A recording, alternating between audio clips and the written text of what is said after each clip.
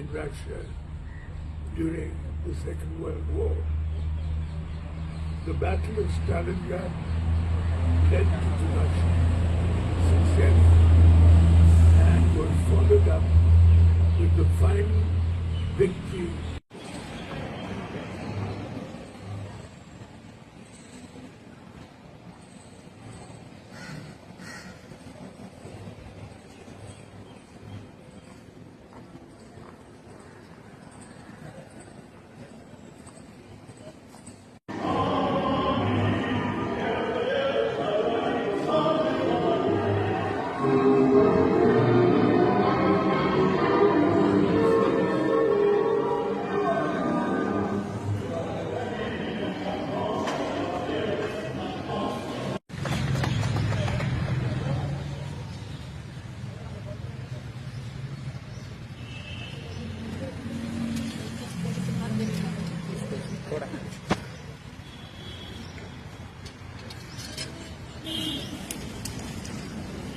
'80th anniversary of the victory in the Great Patriotic War.